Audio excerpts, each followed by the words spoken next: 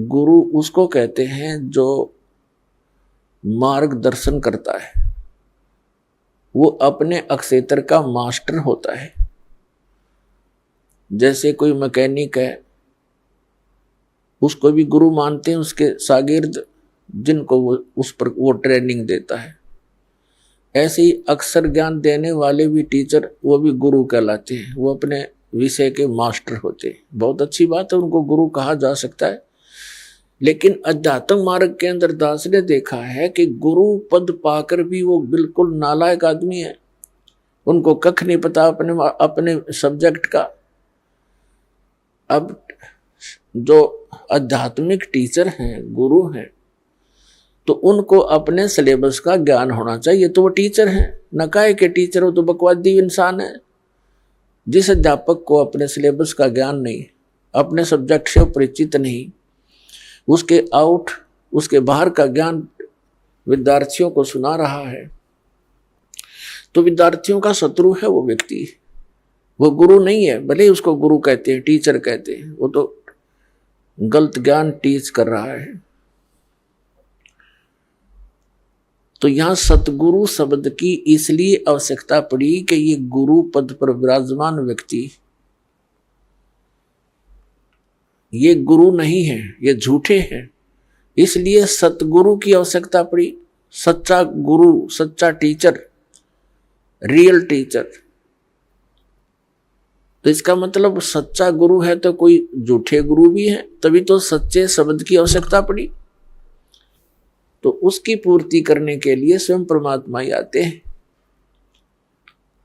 परमेश्वर की वाणी माता है, 3 लोक और भवन चतुर्दश कोई नहीं सत्संगी। सत्संगी का अर्थ होता है जो पूर्ण रूप से सत्य को आधार मानकर अपनी सर्व आध्यात्मिक क्रियाओं को करता है, वो सत्संगी कहलाता है। और वो सत्संग कहां से सुनने को मिलता है? सतगुरु से मिलता है।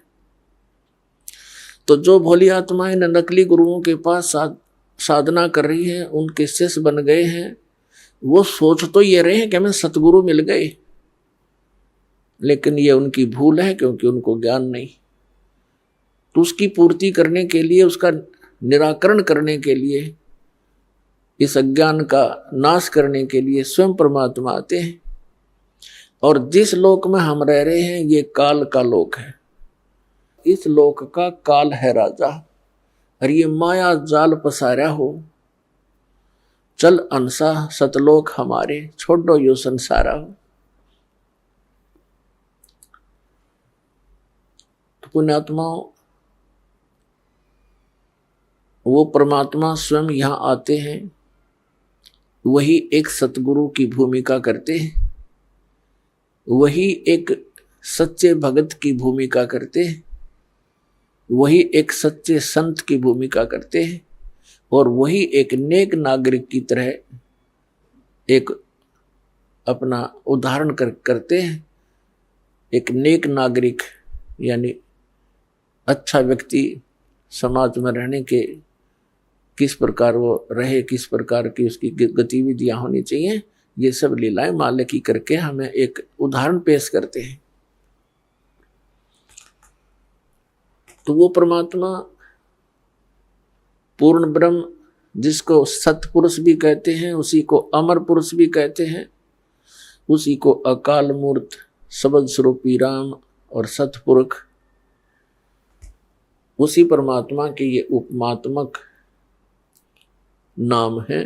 उनका रियल नेम जो है, वास्तविक नाम कबीर देव है, कबीर साहब। वेदों में कबीर देव, कुरान शरीफ में कबीर अल्लाह, अल्लाहु अकबर, अल्लाह कबीर।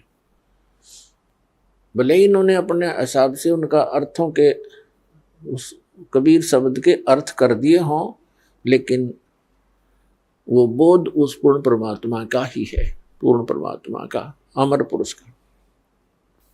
कबीर परमेश्वर जी ने 600 वर्ष पहले जब इस कलयुग में आए थे, सन 1398 से सन 1518 तक 120 वर्ष परमात्मा यहाँ रहे, और एक जनसाधारण जैसी लीला की, जो कि वो प्रत्येक युग में ऐसी एक लीला करते ही करते हैं। तो उस समय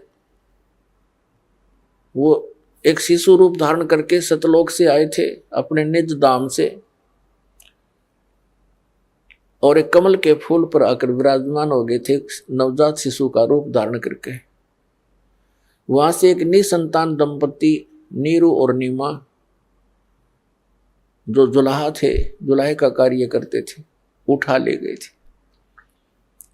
जुलाहे के घर पे परवरिश होने के कारण और बड़े होकर के जुलाहे का कार्य करने के कारण वो परमात्मा जुलाहा कहलाए।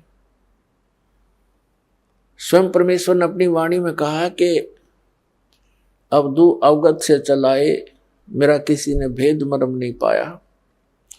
मात पिता मेरे ना ही ना मेरे गर्दासी, और जुल्हे का सुत आन कहा, जगत करे मेरी ऐसी।